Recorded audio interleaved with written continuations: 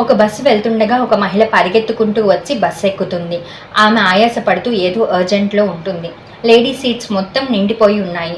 ఒక సీట్లో మాత్రం ఒక వ్యక్తి సూటు బూటు వేసుకొని కూర్చొని ఉంటాడు. ఆమె తనతో చెప్తుంది, సార్ వెనక్కి వెళ్ళి కూర్చుంటారా అని. ఇది లేడీస్ సీట్ అని అంటుంది. అతను వినిపించుకోకుండా అహంకారంతో అలాగే కూర్చొని ఉంటాడు. ఆమె తనతో ఎంత వాదిస్తున్నా అయినా అతను వినిపించుకోవట్లేదు.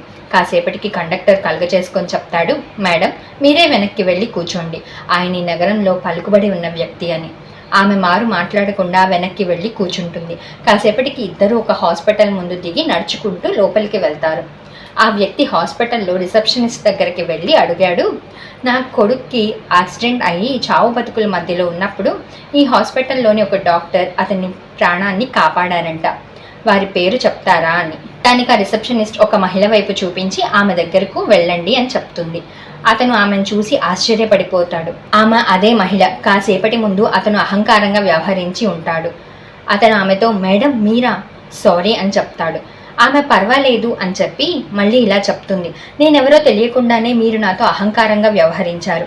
మీరు ఎలాంటి వారో తెలియకుండానే మీ బాబుని నేను కాపాడేశాను. ఒకవేళ అదే సంఘటన ఆపరేషన్ ముందు జరిగి ఉంటే, ఒకవేళ అతన్ని నేను కాపాడకపోయి ఉంటే మీ బాబు పరిస్థితి ఏమయ్యేదో ఒక్కసారి ఆలోచించండి అని చెప్పి ఆమె వేగంగా నడుచుకుంటూ వెళ్ళిపోతుంది. చివరికి అతను తన తప్పు తెలుసుకొని చాలా బాధపడతాడు. కాబట్టి ఎప్పుడు ఎవరితో అహంకారంగా వ్యవహరించవద్దు. ఎందుకంటే ఎప్పుడు ఎవరు మనకి ఏ విధంగా ఉపయోగపడతారో ఎవ్వరూ చెప్పలేరు.